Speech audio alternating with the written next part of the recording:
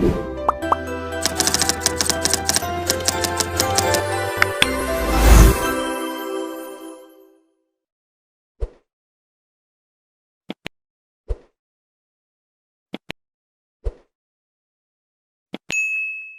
Suara Tapian, kami kembali berjumpa dengan Bapak Kadiman, mengingat banyak hal yang sudah dia lakukan di kampung halaman, terutama Samosir. Sosialisasi bagaimana sadar gizi di masyarakat. Ini penting, karena faktanya memang di beberapa daerah di kawasan Danau Toba, terkhusus di kampung saya Humbang Hasudutan, ditemukan banyak stunting begitu. Kita merawat atau menjaga generasi berikutnya agar mereka tumbuh kembangnya bagus. Sadar gizi ini penting didengungkan terus. Bapak Kadiman Pakpahan, Horas Tulang. Horas. Tulang, ini kembali kita berjumpa. Terima kasih waktunya. Sudah meluangkan waktu untuk Suara Tapian berbincang. Saya terus ikut pantau perjalanan Tulang di Samosir, terus semangat menanam sayur kale. Bagaimana sadar gizi, termasuk bagaimana makanan yang layak untuk dikonsumsi anak-anak begitu. Apa yang meniatkan Tulang semangat terus? Jadi sebenarnya apa yang kita lakukan akhir-akhir ini sebenarnya ini tidak ujuk-ujuk. Sekitar tahun 2010 sebenarnya saya mencoba bikin suatu namanya gerakan masyarakat cerdas dan sehat, khusus di perkotaan. Kenapa ini muncul? Setelah meninggal bapak saya, dia seorang pejuang, seorang veteran. Dia hanya kasih wasiat kalimat, dia nggak ada wariskan harta gitu. Dia bilang, "Nak, kau itu anak pejuang." Terus kenapa, Pak? Sekecil apapun berbuatlah yang terbaik buat bangsa dan negaramu. Nah, ini jadi wasiat yang makin lama makin makin enak untuk direnungkan. Dari situ semampu saya, ya sebenarnya kalau latar belakang saya kan sebenarnya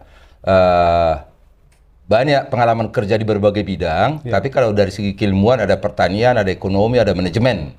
Ya, dan waktu itu juga saya juga pernah juga menjadi instruktur atau diklat pertanian dan menjadi pekerja sosial, menjadi kontak tanian dalan. Itu. Jadi udah banyak pengalaman-pengalaman ini yang berkaitan dengan masyarakat umum. Jadi dari situ saya baca-baca banyak persoalan-persoalan masyarakat ini. Salah satunya itu menyangkut soal waktu itu jajan sehat anak-anak. Terus mengenai sumber-sumber asupan yang sehat. Akhirnya saya coba bikin selebaran 2012. Saya bagi-bagi ke sekolah, puskesmas dan sebagainya. Dan saya usahakan ke ibu-ibu, ibu hamil yang punya balita. Dan ini berkembang terus. Ini sedikit kronologi nih ya. Jadi tidak ujuk-ujuk belakang ini kita lebih sungguh-sungguh. Kita coba melangkah terus. Ini saya coba dekati terutama di punggungan kami. Saya bikin semacam bingkai foto pengantin. Saya cetak di atas itu semacam pencerahan. Treatment masa hamil dan treatment masa balita. Dan ini saya bagi-bagi ke pengantin gitu. Jadi dari situ terus melangkah muncullah berbagai persoalan begitu saya baca mengenai kampung halaman kita. Jumlah manusia ini makin berkurang. Saya lihat lebih jauh. Apakah jumlah yang berkurang diikuti oleh mutu yang berkurang? Begitu saya lihat, saya perhatikan kok belakangan ini SDM kita dari Bonapasugi sana itu agak jarang masuk ke perguruan tinggi negeri Big Five, 5 besar. Agak jarang. Dulu tuh 60, 70-an, 80 itu masih boleh katakan ya kebanggaan lah. Memang kebanggaan ya masuk PTN itu. Masih lumayan yang masuk. Termasuk gitu. Pak Kadiman ini lulus dari IPB. Ya. Jadi waktu itu tahun 80-an saya masuk ke IPB itu. Generasi berikutnya dari Bonapasugi barangkali mulai berkurang. Ini yang saya lihat ada apa persoalan gitu. Ini saya lihat ya kecerdasan atau IQ. Memang Indonesia ini masih kategori IQ 78 sekian kalau nggak salah ya. Jadi masih masuk ke IQ bodoh sebenarnya. Tentu dari sini mulai kita pikirkan lebih jauh. Kecerdasan ini salah satu syarat untuk menguasai ilmu pengetahuan dan teknologi. Kecerdasan ini bisa dibawa dari secara genetik, tapi kecerdasan ini tidak ujuk-ujuk jatuh dari langit. Harus dibantu dengan vitamin gizi itu. Bisa karena kita itu diberi otak untuk meracik itu semua, bagaimana supaya generasi penerus ini bisa pintar dengan gizi yang baik, bisa sehat dan seterusnya. Nah, ini jadi itu sepintas latar belakang yang membuat kita akhir-akhir ini kita cobalah dekati dengan berbagai cara sosiologi budaya, bagaimana supaya masyarakat ini mau menerima yang kita sebut gerakan sadar gizi. Gerakan sadar gizi ini tentu harus didukung oleh namanya lumbung gizi.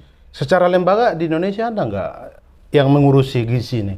Sebenarnya ini urusannya Kementerian Kesehatan. Ya. Sekarang ini mereka lagi gencar itu, anggarannya besar-besar untuk stunting ini. Ya, ada sebenarnya.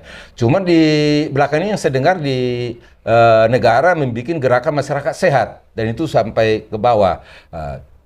Sekarang kalau gerakan kita ini, gerakan sadar gizi ini kan khusus. Jadi butuh lumbung gizi. Jadi kalau di PKK dulu namanya lumbung hidup, apotek hidup, ya kan begitu, bank hidup gitu. Nah, ini kita lebih spesifikkan lumbung gizi. Jadi kalau lumbung hidup kan seolah-olah yang penting hidup. Kalau lumbung gizi kan tidak hanya hidup, tapi bermutu dari generasi ke generasi. Jadi lumbung gizi ini kita istilah ini sumber-sumber sebagai sumber protein, vitamin, mineral yang sangat diperlukan atau sangat dibutuhkan oleh manusia, terutama masa hamilnya, balita dan seterusnya. Lumbung gizi ini tentu ada sumber protein dan vitamin, ada dari hewani, terus ada yang dari buah-buahan, ada dari sayuran. Kalau dari tumbuh-tumbuhan kita tawarkanlah kale dan kelor. Jadi teringat ulang, ada dulu seorang Batak yang mengaku kelompok atau komunitas intelektual, ketuanya ini ngaku-ngaku mujair itu bukan makanan yang pantas itu, bukan. Kalau saya bayangkan dengungan Pak Kadiman kan mujair itu justru banyak gizinya begitu. Iya. Itu bagian dari lumbung gizi kita. Bukan karena saya ini besar di tepi Danau Toba ya. Banyak testimoni-testimoni yang mengatakan saya pintar karena sering makan sok mujair dan ikan mujair katanya. Jadi kalau kita bisa nanti dicari, ya kita tidak perlu lagi sekarang harus uraikan karena kita ini bukan ahli gizi ya. Perlu uraikan. Yang jelas sumber protein itu dari hewan itu termasuk ikan mujair. Belum dia omega 3-nya. Ya, vitamin B1, B6 yang diperlukan otak, ya. Omega 3 diperlukan otak dan pertumbuhan sebagainya. Itu ada di ikan mujair itu. Jadi kalau misalkan dianggap itu sesuatu yang merugikan siapa? Buat manusia selama ini tidak merugikan, baik secara ekonomi, itu penghasilan sumber pendapatan ekonominya masyarakat kita pesisir Danau Toba. Baik bagi untuk kesehatan, ya. Saya ini termasuk orang hidup nelayan saya. Walaupun zaman dulu itu nelayan di pinggir Danau Toba. Di mana persisnya? Di kecamatan mana? Di Kecamatan Onarrunggu. Kecamatan Onarrunggu. Kita ya memang orang tua kita ini kan dulu yang itu mencari duit. Jadi yang gemuk-gemuknya dijual, tinggalkan yang kurus-kurus, nanti direbusin sampai tulangnya remuk, kalau enggak di sop gitu. Tapi kita masih kebagian lah ikan mujairnya gitu. Jadi kalau misalkan ada yang mengatakan itu sesuatu tidak layak dikonsumsi, kalau soal hama itu kita tinggal lihat definisinya. Kita mendefinisikan hama. Tapi yang lain juga, misalkan makhluk yang lain kalau dia bicara mungkin juga kita dianggap hama, karena kita bunuh mereka kan. Juga kan soal eksistensi ini ya. Iya, eksistensi. Tadi saya ingat kata sayur kale itu. Sayur kale juga selalu tulang sosialisasikan di kampung-kampung, terkhusus di Samosir itu terus sosialisasi sayur kale. Apa kandungan gizi dan memang apa istimewanya kale ini harus didengungkan? Begini, jadi walaupun nanti saya agak sedikit mungkin canda, mungkin juga benar ya. Ini sebenarnya sudah saya tawarkan ke ahli gizi supaya dicek nanti beberapa perbandingan. Jadi tahun November 2011 kita bikinlah gunting pita. Kita awali dari Samosir, yaitu bertani organik dan gerakan sadar gizi melalui lumbung gizi. Salah satu kita tawarkan itu adalah sayur kale dan kelor. Sebenarnya kelor kita sosialisasikan terus karena kelor ini kan termasuk yang dikatakan superfood. Rajanya apa sebenarnya ini? Makanan. Kale ini dikatakan ratu sayur ini. Jadi kalau kita lihat dari berbagai sayuran hijau, ini sayuran nomor 1. Ada nomor 2 namanya collards. Ini collards ini agak sedikit keras mirip-mirip dengan daun singkong. Ngolahnya bisa kayak daun singkong. Nah ini. Jadi sayur kale ini dalam waktu di kampung alam kita ini kan cuacanya agak dingin ya, agak cocok lah di area subtropis. 1,5 bulan kita sudah bisa pruning panen perdana, bisa dikonsumsi. Kalau kelor paling tidak setahunan baru bisa kita panen. Jadi sambil kita kale, kita tanam juga kelor sebagai sumber gizi. Apa yang menjadi keunggulan kale ini? Sebagai sayur nomor 1 tentu ahli gizi sudah menelitinya. Sumber-sumber gizinya, ya, proteinnya ada, vitaminnya ada, terus mineralnya ada, terus seperti antioksidannya tinggi, anti kankernya tinggi, dan ini sudah banyak testimoni itu dia memiliki anti kanker yang tinggi dan antioksidan yang tinggi. Terus yang paling menarik, ini sayuran hijau yang tidak menjadi pantangan bagi orang yang takut asam urat. Padahal pada umumnya orang jangan konsumsi sayuran hijau. Ya, asam urat ya. Ya, kalau ada asam urat katanya. Terus yang kedua, gangguan kolesterol. Jadi makanya kalau ini kita konsumsi, misalkan untuk mencegah berbagai malnutrisi, termasuk stunting, ya, malnutrisi, masa hamil misalkan 270 hari tambah 730 hari, berarti 1000 hari usia emas itu konsumsi kale cukup bagus. Itulah menarik karena tadi begitu antusias menyampaikan ini, saya jadi bertanya-tanya juga, testimoni yang begitu lancar tentang sayur ini dari mana tulang temukan? Apa karena belajar dulu di IPB? Apa dari mana?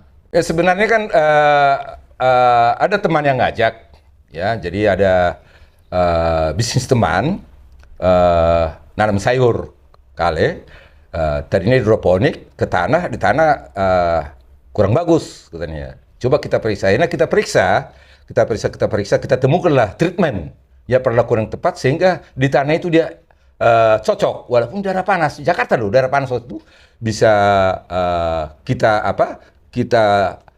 treatment dia sesuai dengan standar. Jadi misalkan standar waktu itu kita minimal 13 gram per daun. Sampai 15 gram bisa kita bikin.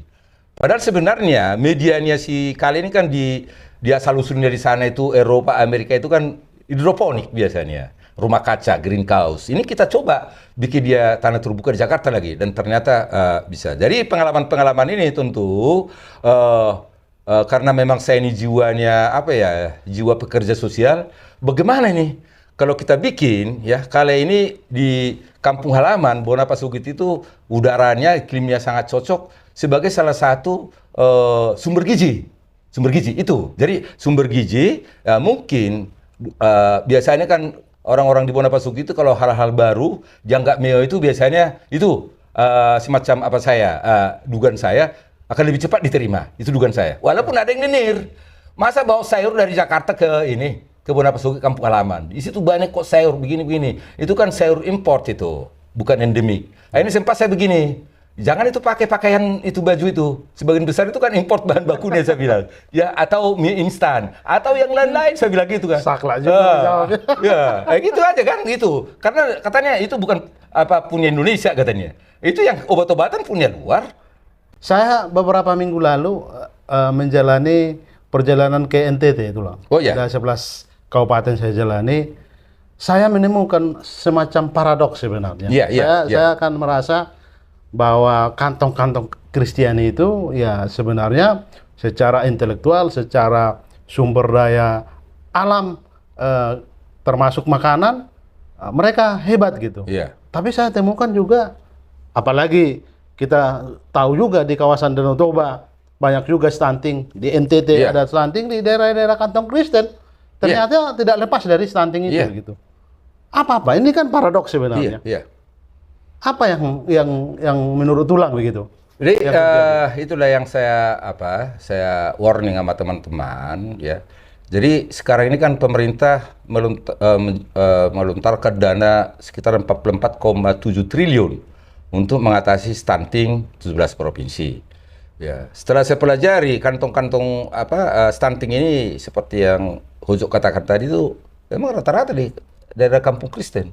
Yang sangat prihatinkan itu saya ketemu pendeta dari sana di Nias. Ya. Banyak zona merah. Kantong-kantong Kristen ini banyak zona kuning. Di KDT juga begitu, zona kuning. Tentu zona kuning di atas 20 ya preferensinya 20% gitu. Nah, ini sebenarnya kalau dibilang paradoks ya enggak juga sebenarnya ya. Kalau paradoks itu kan memang sesuatu yang memang alamiah sebenarnya. Ini sebenarnya tidak alamiah. Ada semacam pembiaran barangkali. Misalkan seperti NTT. NTT itu kan termasuk penghasil kalor yang bagus sebenarnya. NTT itu. Oh, alamnya ikan, bagus. iya, Cantik ikan banget banyak. ya. Cuma persoalannya mereka tidak konsumsi nih. Saya dapat informasi beberapa bulan yang lalu ketemu di forum kerukunan agama, forum kerukunan umat beragama dari dari ND. Ya, ND ya. Bupatinya saya ketemu apa yang jadi persoalan dia seorang dokter. Ya habis di sana nangkap ikan jual yang dibeli mie instan. Nah, ini mungkin bisa penyebabnya. Ya, mungkin juga itu salah satu penyebab. Jadi sumber ataupun asupan-asupan itu tidak benar-benar didukung gizi yang atau nutrisi yang cukup untuk pertumbuhan dia. Nah, itu. Jadi artinya ya karena kita tahu misalkan masa hamil. Jadi ibu-ibu hamil ini mungkin malas masak, malas ini ya udah yang instan aja semua. Saya temukan ada di Adonara ya tulangnya, ada satu pantai pantai kecil. Tapi tradisi di kampung itu sore-sore nanti masyarakat di bibir pantai itu yang tinggal di pantai itu mereka datang ke pinggir pantai karena tidak semua punya alat menangkap ikan. Nanti yang punya alat itu ya sudah semacam pengusaha ini di situ ya. Nanti dibantu masyarakat ini menarik itunya semacam alat untuk menangkap ikan ini. Nanti ikannya banyak dapat, nanti dibagikan ke masyarakat dulu. Baru setelah setiap warga yang ikut membantu itu baru sisanya dijual.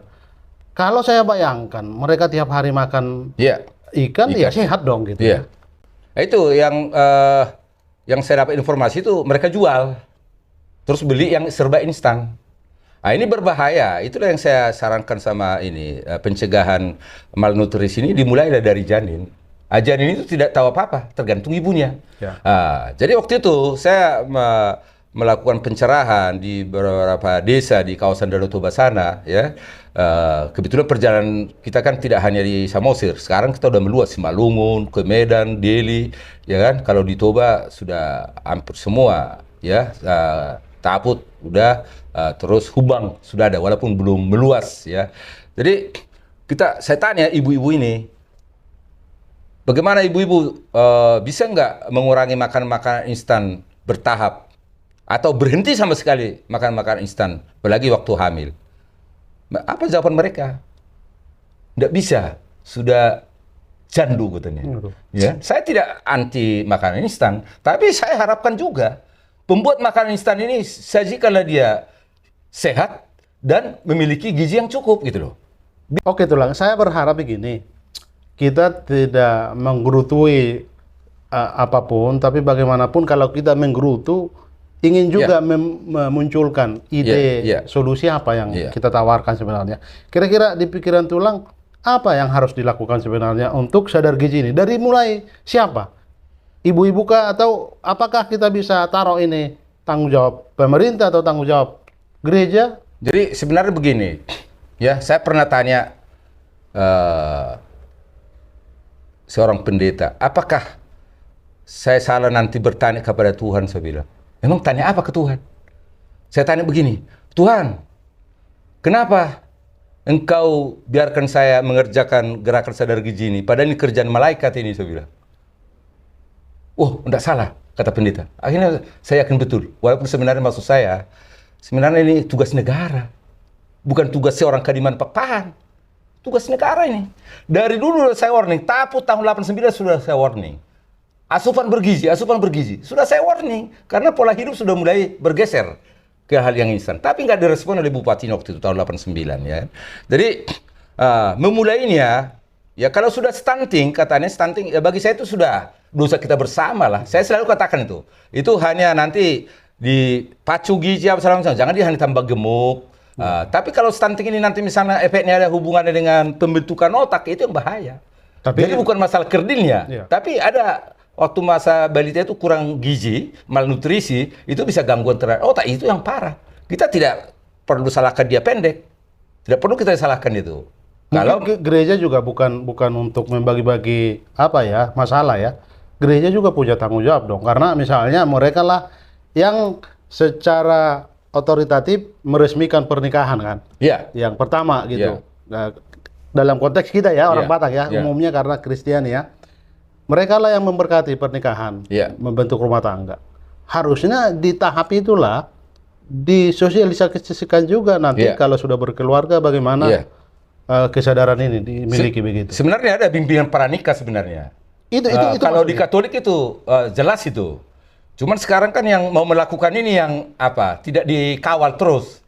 Masyarakat gereja harus dikawal terus, tidak hanya sekarang kita coba sebenarnya semenjak remaja sebenarnya.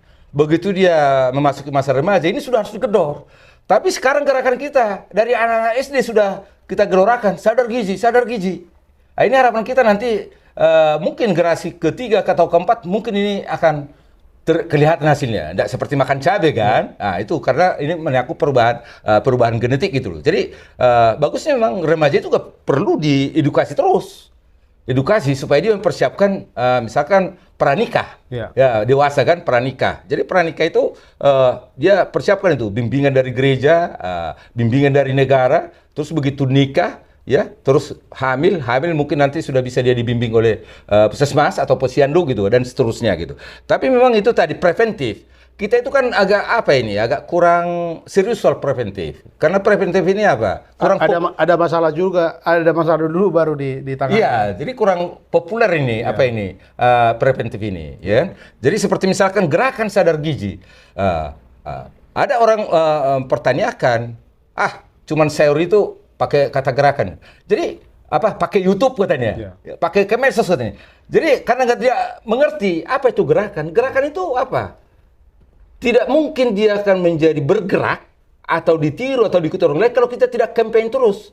Mungkin saya hanya bisa melakukan satu, tapi yang lain misalkan bisa lakukan dua. Bahkan negara akan melakukan lebih hebat lagi. Trigger. Ya, saya warning sebenarnya waktu itu beberapa ada juga dari online yang lain tanya ke saya, itu selalu terutama Tapian Nauli sudah sering saya selip-selipkan itu soal itu kan. Jadi gerakannya harus di-campaign.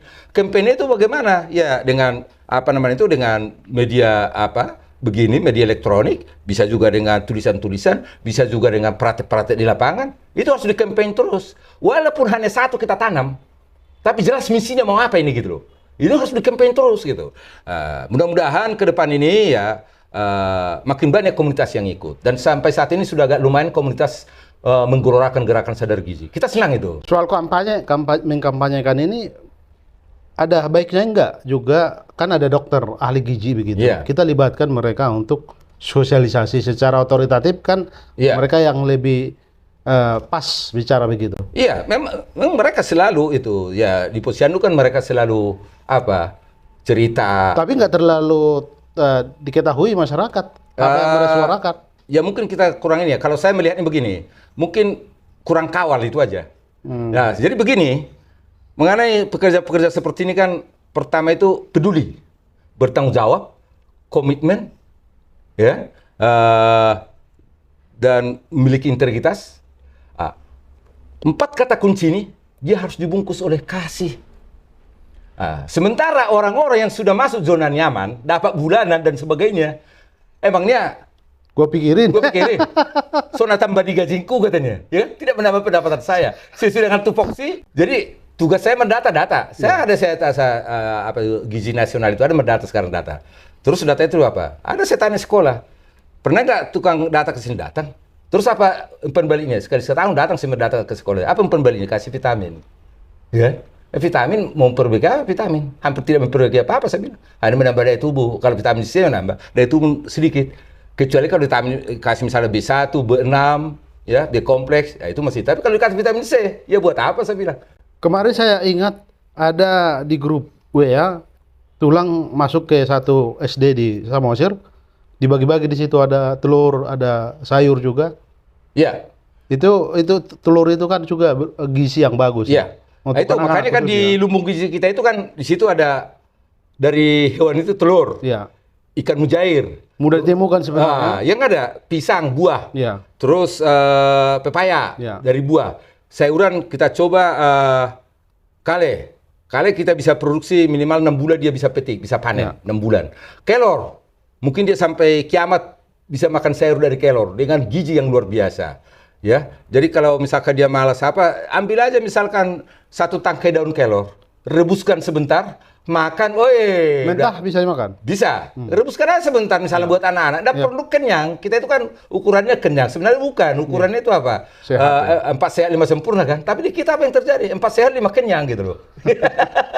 Itu gitu. Oke. Sebenarnya masih banyak yang mau digali tulang. Terima kasih nih. Orang yang konsisten mensuarakan bagaimana sadar gizi ini. Mudah-mudahan ini direspon pemerintah khususnya yang punya otoritas menggerakkan ini.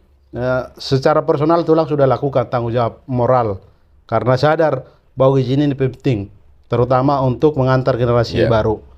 Sesuatu yang perlu sampaikan. Tadinya kita mau ajak sebenarnya Presiden HGB Samosir, Baik. Bapak Justin Gultom. Belakangan ini beliau sudah sungguh-sungguh. Dengan Bahkan senang hati nanti wawancara kita. di kantin HGB Ambarita itu sudah kita bikin percontohan. Kita coba tawarkan di sana jus kale. Gratis saya bilang. Itu gratis. Tapi kantin tidak mungkin saya bebani saya bilang.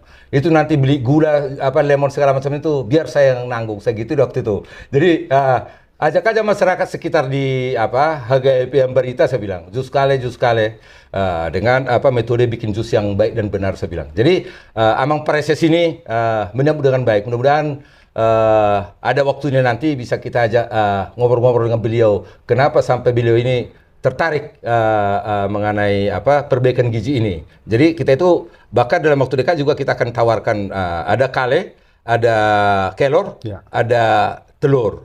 Kalau soal SD di Samosir itu ada berapa puluh SD yang sudah sekali seminggu itu makan sayur kale. Ada yang sebagian sudah kelor. Ada sebagian sumbangkan telur ayam temannya kale. Artinya benih ini udah tumbuh sebenarnya. Iya, jadi tinggal menebar ini. Belakangan saya diminta ada 4 SD ada yang koordinir di sana, 4 SD lagi mau nanam katanya. Itu barusan saya kirim bibitnya. Luar Jadi biasa. artinya apapun ya. Intinya itu yang saya katakan itu tadi, Pak, kita tetap komit lah dalam hal ini. Dibalut, dibungkus oleh kasih. Tanpa kasih itu semua sia-sia. Kita tidak akan serius mengawal ini kalau kita tidak ada kasih. Holong narosian amat tadi bata. Kira-kira begitulah ya ke depannya harapan kita.